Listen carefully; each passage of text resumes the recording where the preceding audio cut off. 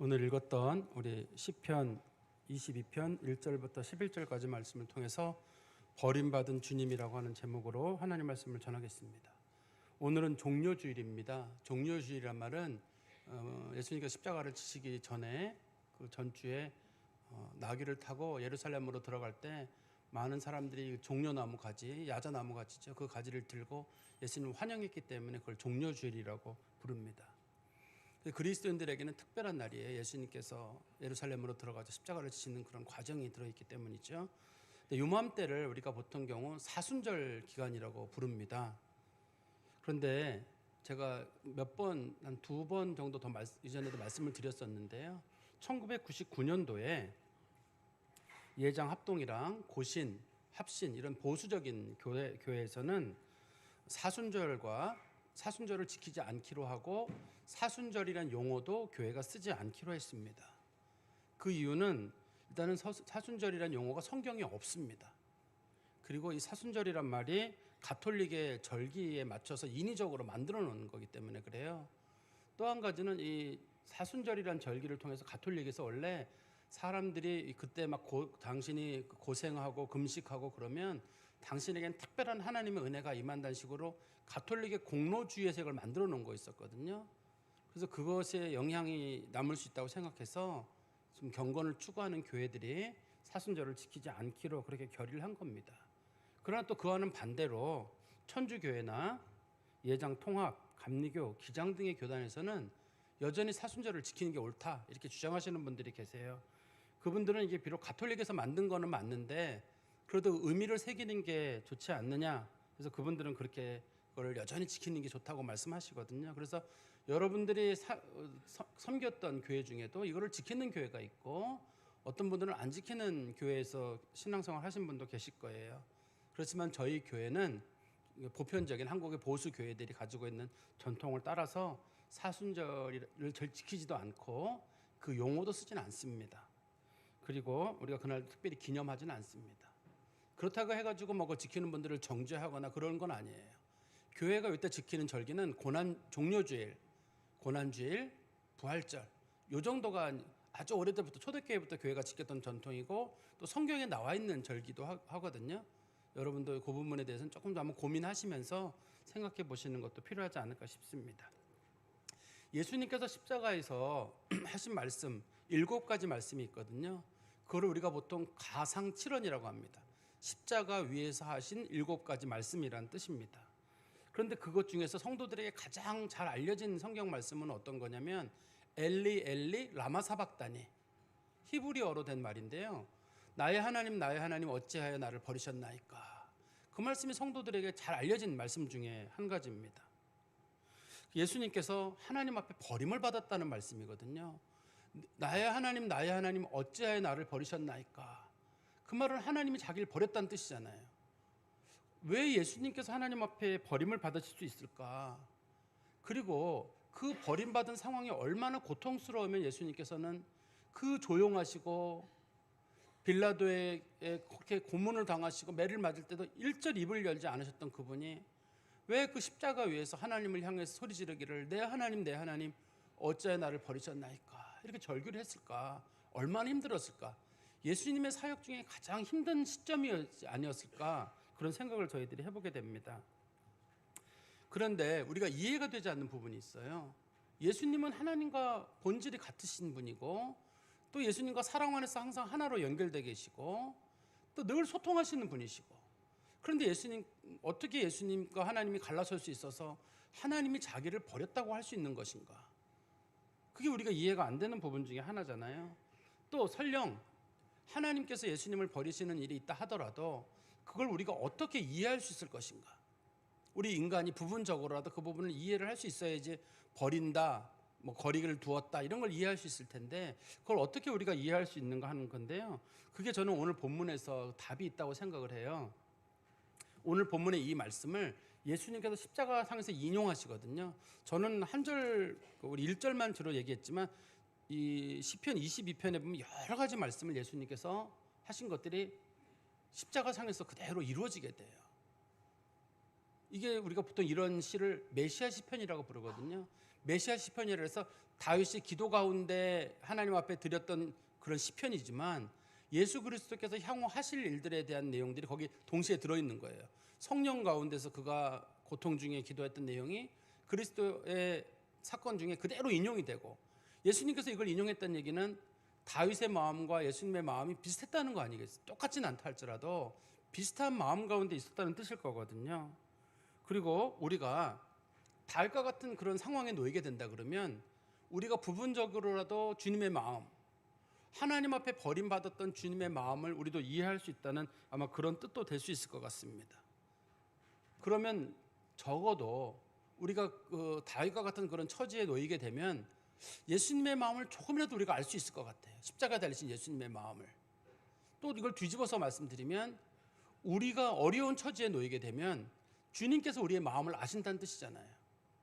우리가 다윗처럼 혹은 어떤 사람처럼 하나님 앞에 버림받은 것 같은 그런 마음을 가지고 있을 때 주님께서 나도 네 마음 안다. 그때 나도 하나님 앞에 버림받아서 나도 하나님 앞에 절규했던 그날이 있다. 예수님께서 말씀하실 거라고 저는 생각을 합니다. 우리가 이 말씀을 볼 때 그래도 다윗의 어떤 상황에 먼저 좀 집중해서 보고 그 예수님 상황으로 연결해서 보면 더 말씀이 이해가 쉽지 않을까 싶습니다. 성경 말씀을 보다 보면 우리 특히 시편에 보면 이렇게 시편 22편 위에 제 성경책 같은 경우는 파란 글씨로 다윗의 시 인도자를 따라 아엘렛 사할에 맞춘 노래라고 되어 있는데, 이게 원래 히브리어 성경에는 이게 1절입니다. 1절인데 우리나라 성경책은 이거를 제목으로 표제로 이걸 떼어놨습니다. 그래서 성도들이 안 읽습니다. 이걸 읽지를 않아요. 읽지를 않고 우리나라 사람들은 2절부터 읽죠. 내 하나님이여 내 하나님이여, 이렇게 우리 2절부터 읽으면서도 잘못된 게 아니라고 생각을 하게 되는데, 원래 성경에는 위에 있는 파란 글씨가 원래부터 있던 겁니다. 이게 원래부터 있던 거여서 우리는 항상 성경을 읽을 특히 시편을 읽을 때는 저 제목으로 보여지는 걸 표제라고 부르거든요. 그것도 꼭 읽으셔야 합니다. 다시 성경 말씀. 근데 여기 보면에 아엘렛 사헬이란 말이 무슨 뜻이냐면 새벽 암사슴이라는 뜻인데 곡조의 한 종류예요. 뭘 뜻하는지는 지금도 모른다고 합니다. 뭘 뜻하는지는 모르는데 다윗의 지금 상황을 놓고 봤을 때 아마 좀 단조의 저음의 어떤 노래가 아닐까, 다시 정말 힘들어가지고 할 때 우울하게 불렀던 그런 노래가 아닐까 하는 그런 생각을 해봅니다. 1절입니다. 내 하나님이여 내 하나님이여 어찌 나를 버리셨나이까. 어찌 나를 멀리하여 돕지 아니하시오며 내 신음소리를 듣지 아니하시나이까. 내 하나님이여 내가 낮에도 부르짖고 밤에도 잠잠하지 아니하오나 응답하지 아니하시나이다. 다윗이 그 믿음 좋은 사람이잖아요. 근데 그 믿음 좋은 사람이 하나님 앞에 이렇게 기도했어요. 하나님 왜 저를 버리셨습니까? 자기가 생각해 보니까 하나님이 자기를 버린 거예요. 아무리 생각해 봐도 하나님이 나를 버리지 않고서는 이런 일이 없는 거예요. 어떻게 하나님이 나를 버릴 수가 있지? 이 상황이 어떤 상황인지는 우리가 정확히 모릅니다. 어떤 상황인지는 모르겠는데 짐작할 수 있는 것은 내 신음소리를 듣지 아니하시나이까라는 걸 보니까 다윗이 병들어서 죽을 지경에 놓였던 어떤 날이었던 것 같아요. 다윗이 병들어서 죽어가고 있는 어떤 날에 다시 하나님께 기도하기를, 하나님 나를 버리신 겁니까? 라는 그런 다윗의 그런 마음이 들어있던 것 같거든요. 우리로 말하면 이런 겁니다. 내가 큰 질병에 걸렸는데 오랫동안 기도를 했는데 의사가 얘기하기를 가능성이 없습니다. 성도들이 같이 기도하고 매달리고 했는데 희망이 없습니다. 정말 나는 열심히 살아왔고 기도를 열심히 살아왔는데 어떻게 이런 일이 있는가? 내가 기도를 안 하는 것도 아니고 정말 하나님 앞에 열심히 했는데 안 될 것 같은 그런 상황을 상정하고 있는 거로 보이거든요. 그때 다윗이 다시 한번 1절에 보시면 내 하나님이여 내 하나님이여라는 말을 반복해서 불러요. 그냥 하나님 이렇게 삼자화된 하나님이라고 부르지 않고 내 하나님, 내 하나님이라는 용어를 부른다는 말은 하나님과 나와 인격적으로 가깝다는 뜻이잖아요. 그러니까 하나님 저랑 가까운 하나님이잖아요. 하나님 저를 인격적으로 만나주신 하나님이시고 제가 하나님과는 정말 특별한 교제를 하고 있고, 그래서 나는 하나님을 그냥 하나님이라고 부르지 않고 내 하나님이라고 부르잖아요. 근데 하나님을 2번 반복해서 부른다는 얘기는 지금 다윗의 마음속에 간절함이 들어있거든요. 어떻게 하나님께서 저를 이렇게 버릴 수 있습니까? 라는 그 말을 하려고 정말 저는 하나님과 저랑 가깝다고 생각했는데 어떻게 하나님 이런 일이 있을 수 있습니까? 라고 하나님 앞에 호소하는 겁니다. 그리고 다시 중간쯤에 보시면 어찌 나를 버리셨나이까? 어찌 나를 멀리하여 돕지 아니하시오며 내 신음소리를 듣지 아니하시나이까? 여기 보니까 하나님 나를 버리셨다. 그 다음에 멀리하고 계신다. 돕지 않으신다. 듣지 않으신다. 다시 보니까 하나님이 자기가 아무리 하나님 앞에 기도해도 하나님 듣지 않는 것 같아요. 자기한테 관심이 없는 것 같고 무관심한 자기 기도에는 전혀 응답할 마음도 없는 것 같은 철저하게 버림받은 마음이에요. 사람들에게 버림받은 건 그렇다 치더라도 어떻게 하나님이 나를 버릴 수가 있는가? 마음속에 하나님이 나를 버리셨나? 하는 그런 큰 고민이 있던 것 같아요. 그런 고민 중에서 다윗이 또 하나님 앞에 이렇게 기도하기를 2절입니다. 내 하나님이여 내가 낮에도 부르짖고 밤에도 잠잠하지 아니하오나 응답하지 아니하시나이다. 난 내내 기도를 했어요. 밤에도 잠자지 않고 계속 기도했어요. 근데 응답이 없어요. 그리고 다윗의 마음속에 신앙이 흔들리는 것 같은 그런 시간을 보냈던 것 같아요. 근데 이 본문에서 어찌란 말이 두 번 나오잖아요. 어찌 나를 버리셨나이까? 어찌 나를 멀리 하시나이까? 어찌란 말이 들어있다는 말은 왜란 뜻이거든요. 영어의 why와 같은 뜻이에요. 아니 어떻게 하나님이 이럴 수 있냐는 거예요. 이게 이해가 안 돼서 그러는 거예요. 아니 어떻게 이런 일이 내 인생에 있을 수 있는가? 다윗은 여러분들이 잘 아시는 대로 신앙의 대단한 사람이잖아요. 하나님 마음에 합한 사람이라 그러고 정말 하나님이 다윗이라는 사람에 대한 특별히 이렇게 아끼는 사람이어서 다윗은 하나님과 영적인 교류가 특별한 사람인데 다윗도 그게 자기 자랑이었을 거거든요. 근데 어느 날 보니까 하나님이 자기한테 일절 응답하지도 않고 관심도 없는 것 같고 자기를 질병 가운데 죽게 하는 것 같은 이런 상황에 놓였을 때 하나님 어떻게 이런 일이 있을 수 있습니까? 그걸 두 번 얘기한다는 말은 진짜 이해가 안 된다는 걸 거예요. 다윗의 마음속에 우리도 종종 이런 일을 경험하게 되죠. 정말 기도 열심히 했는데 기도가 안 들어지는 것 같고 내가 하나님 앞에 무슨 큰 걸 원하는 것도 아닌데 그것도 안 들어지는 것 같고 믿음으로 살아온다고 왔는데 어느 날 내가 병이 걸렸다든지 혹은 사업에 실패를 했다든지 사람 관계가 틀어지기 시작했는데 조금처럼 나을 기색이 없는 거예요. 같이 옆에 있는 성도들도 기도해 준다 그러고 뭐가 있는데 나아지기보다는 점점 악화된 마음으로 가고 있을 때 상황이 점점 악화될 때 우리도 똑같은 얘기를 할 수가 있거든요. 하나님 정말 살아계신 겁니까? 기도라고 하는 건 정말 하나님의 귀에 들리는 겁니까? 내가 혼자 허공을 향해서 부르짖는 겁니까? 하나님은 정말 살아서 역사하시는 분이신 겁니까?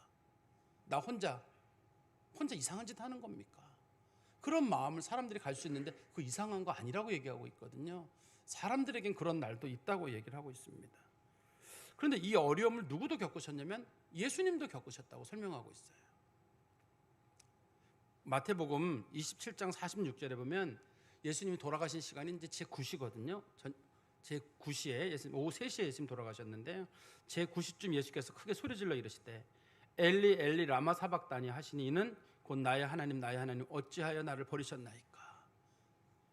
예수님께서 이 말씀을 예수님 십자가에 돌아가시기 얼마 전에 예수님이 하신 말씀이거든요. 예수님은 죄가 없잖아요. 인간이야 죄를 진다고 치더라도 예수님은 무죄하신 분이신데 또 예수님은 영원 전부터 하나님과 하나이시고 하나님과 긴밀한 교제 가운데 있고 아버지의 뜻이 아니면 행하신 적도 없고 또 아버지의 뜻을 행하러 오신 분이신데 십자가에 매달리는 그 순간에 하나님이 예수님에게 등을 돌려버린 거예요. 예수님도 깜짝 놀라는 겁니다. 아니 어떻게 이런 일이 있는가? 물론 예수님께서도 이미 계획을 하시고 내려오신 일이에요. 영원한 신적 경륜 가운데 오신 일이지만 하나님과 자기가 이렇게 멀어질 줄이야. 근데 왜 이런 일이 생겼냐면 예수님께서 인간의 대표로 우리의 죄를 지시고 십자가에 매달리셨기 때문이에요. 그때 십자가에 매달리신 인간 예수는 모든 인간의 죄를 십자가에 지고 매달려 계신 그분이시거든요. 그래서 하나님께서는 그를 버릴 수밖에 없어요. 만약에 이 예수를 십자가에서 예수님께서 버리지 않으면 모든 인류가 죽는 거예요. 이 예수를 일시적이나마 하나님께 십자가에서 예수에게 등을 돌리면 모든 인류가 사는 거예요. 예수가 하나님으로부터 버림받았기 때문에 우리가 살게 된 거고 하나님께서 예수에게 징계를 내리셨으므로 우리가 나음을 입는 그런 과정이거든요. 내가 만약에 이 똑같은 상황이라면 우리는 어떻게 할 것인가? 예수님께서는 버림받는 그 상황에서도 정말 끝까지 하나님에 대한 그런 절규 속에서 그런 고통 중에도 십자가에도 내려오지 않으시고 끝까지 구원 사역을 예수님께서는 이루셨고, 예수님께서 거기서 버림받으셨기 때문에 내가 버림받음이 없고, 예수님께서 십자가의 저주를 받으셨기 때문에 이제는 예수 믿는 사람들에게는 저주가 없어요. 예수님이 십자가의 저주, 십자가는 저주거든요. 거기서 저주를 받으시고 정죄를 받으시고, 그래서 예수님 십자가에 달려 돌아가신 거거든요. 근데 다윗이 생각해 보니까 이해가 안 되는 게 뭐가 이해가 안 되냐면, 자기 주변에 있던 과거의 믿음의 선배들, 자기가 알고 있던 믿음하고는 다른 거예요. 자기가 알고 있던 믿음은 뭐냐면 3절 보십시오. 이스라엘의 찬송 중에 계시는 주여, 주는 거룩하시니이다. 여기서 거룩하다는 말은 깨끗하다, 거룩하다 그런 의미보다는 하나님은 항상 약속을 지키시는 신실하신 분, 하나님은 변함없는 분, 세상에 있는 다른 것들과 다르게 항상 하나님은 약속을 지키시는 분이라는 그런 뜻입니다. 그러면서 4절에 이렇게 말합니다. 우리 조상들이 주께 의뢰하고 의뢰하였으므로 그들을 건지셨나이다. 우리 조상들과 믿음의 선배들이 얘기하기를 하나님 의뢰해라, 하나님 반드시 도와주신다. 그랬더니 하나님 역시 그들을 구하셨어요. 그들이 늘 얘기를 했거든요. 누구든지 하나님 의뢰하는 사람들은 하나님 반드시 건지신다. 그리고 5절입니다. 그들이 주께 부르짖어 구원을 얻었고, 누구든지 주께 부르짖는 사람들은 다 구원 얻는다. 그리고 주께 의뢰하는 수치를 당하지 않는다.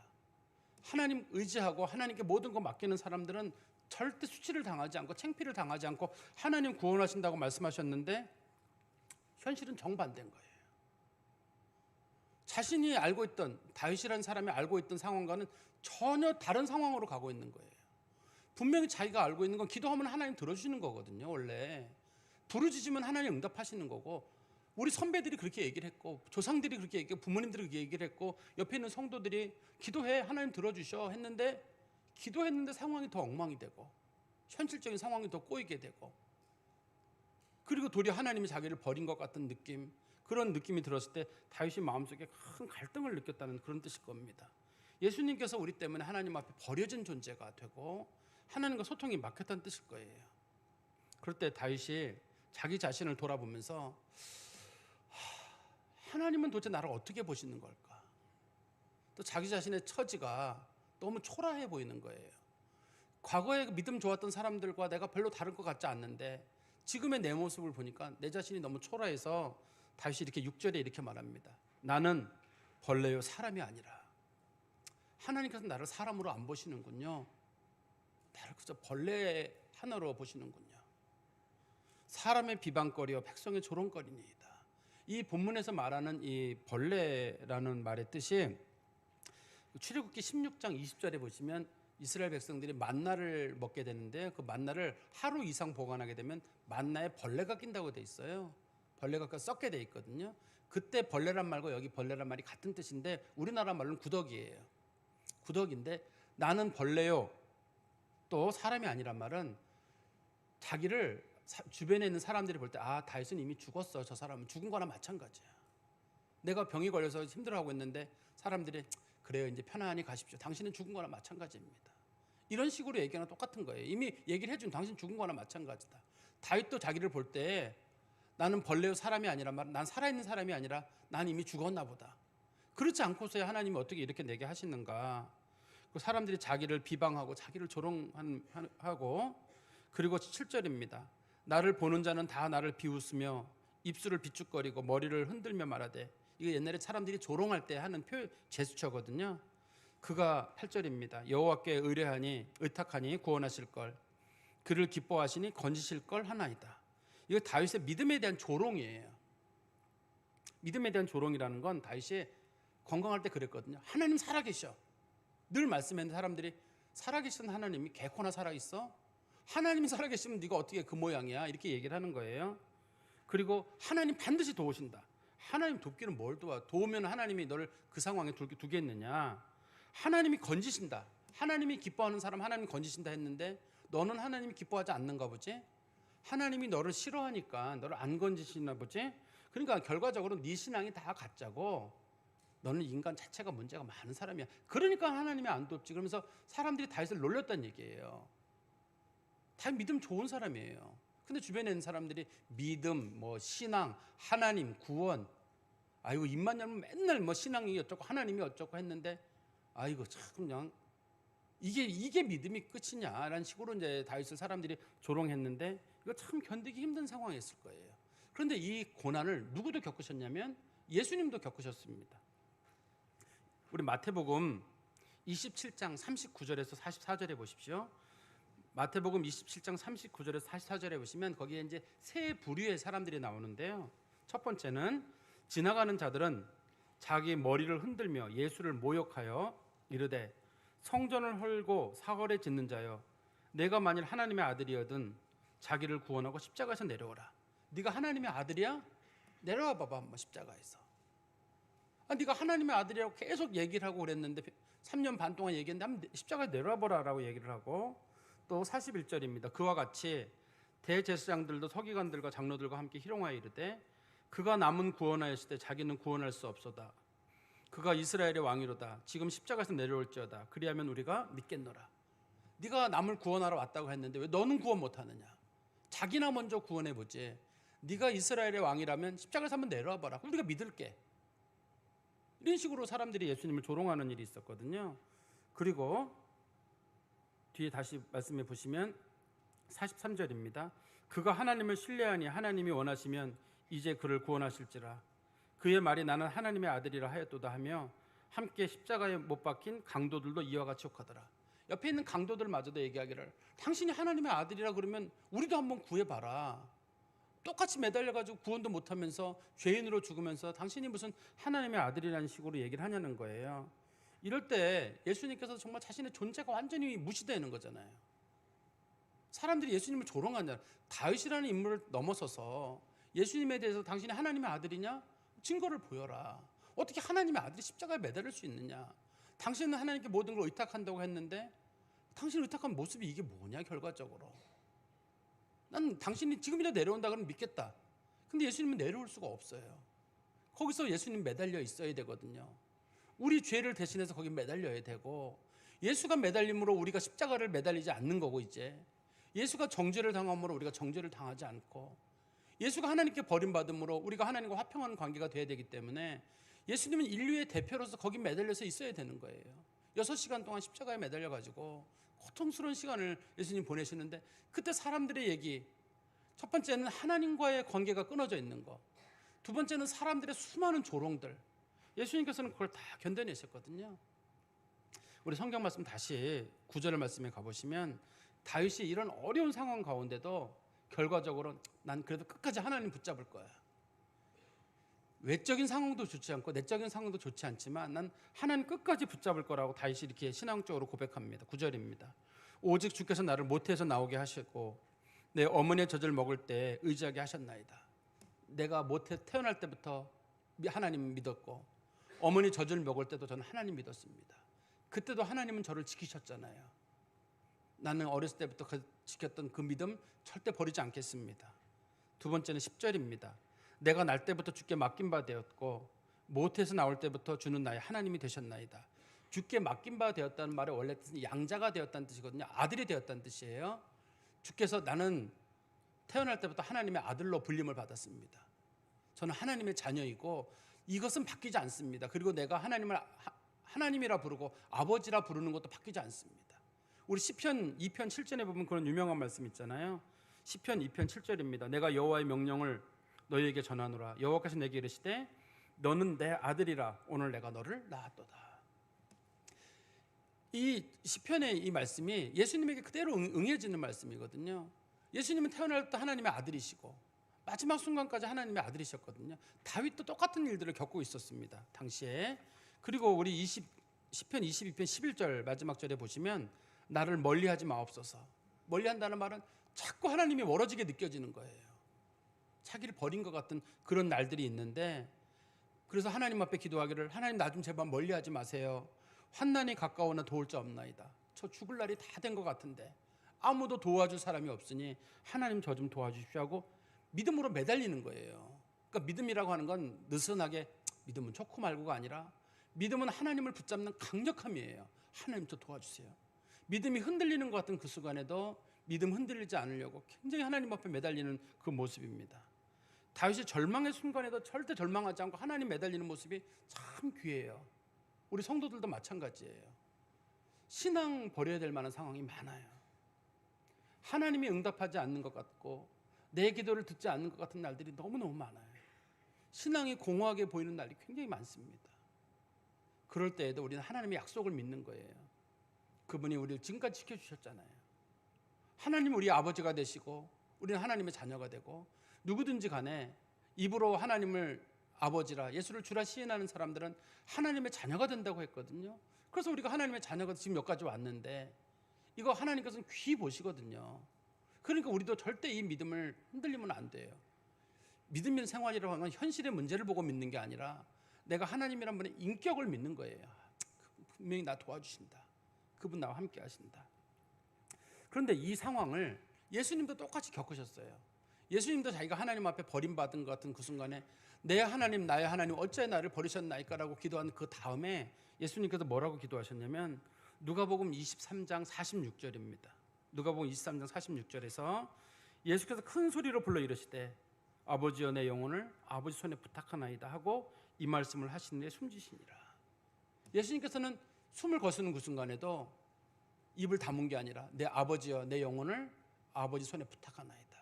죽는 그 순간에도 우리 성도들은 믿음 버리지 않는 거예요. 예수님께서도 죽는 그 순간에 자신의 영혼을 하나님께 맡겼거든요.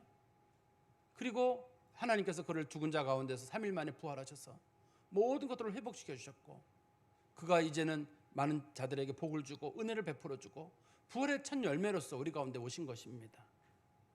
예수님께서 이렇게 생명을 던지심으로 우리가 살았잖아요.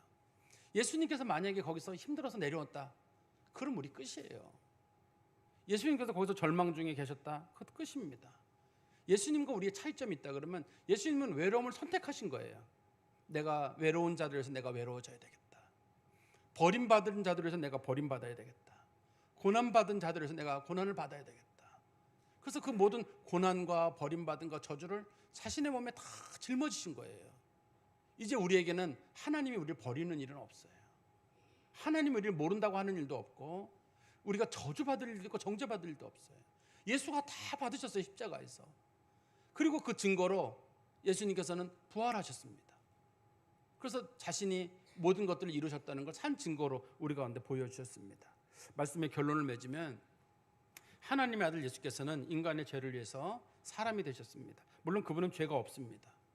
근데 그분이 죄인들의 죽음을 위해서, 죄인을 위해서 대신 죽으셨고, 죄인들이 당할 조롱을 대신 그분이 조롱을 당하셨습니다. 그리고 그분이 대속을 위해서 그 십자가에 매달려 있는 동안에 하나님께 자기를 버린 것 같은 그 순간에 큰 소리로 절규하셨습니다. 내 하나님 어찌 나를 버리셨나이까 라는 그 큰 절규 속에서 예수가 하나님이 나를 버렸다고 하는 그 절규가 우리는 나는 살았구나.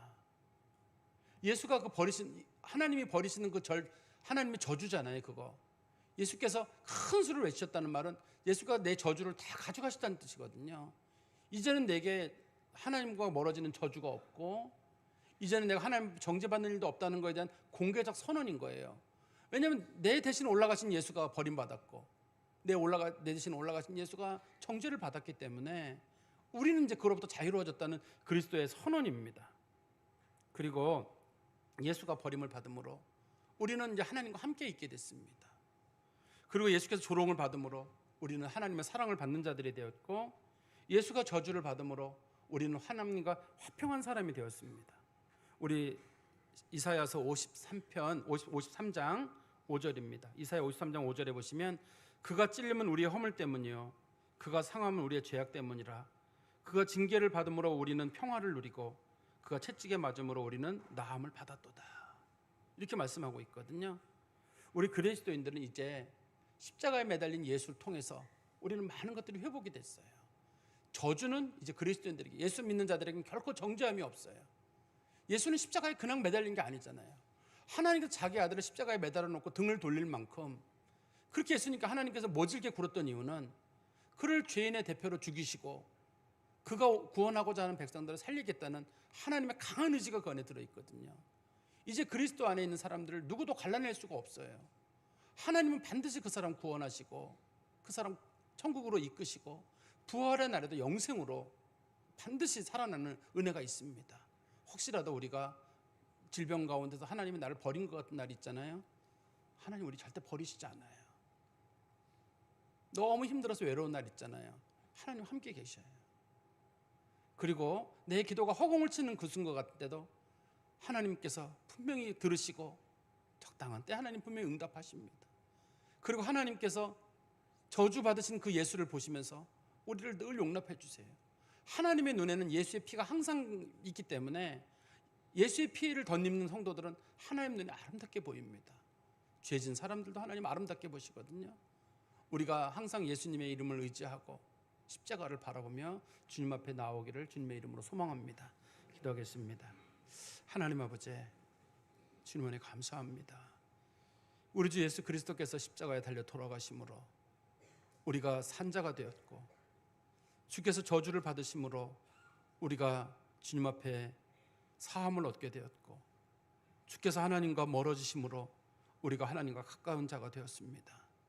하나님 아버지, 이 하나님의 신령한 진리들이 우리 마음속에 깊이 다가오게 하시고, 예수가 다 가져가신 것에 우리가 얽매이지 않게 하시고, 예수가 다 가져가시고 가장 좋고 선한 것들만 우리에게 주시기를 기뻐하신 줄 믿사오니, 하나님이 우리 가까이 계시고 우리의 간구를 들으시며 우리를 용납하여 주시고 이량 저희를 그리스도 안에 사랑하여 주신다는 사실을 늘 마음에 기억하며 믿음의 용기를 내고 남은 인생도 담담하게 살아갈 수 있도록 저희를 붙잡아 주시옵소서. 예수 그리스도의 이름으로 기도하옵나이다. 아멘.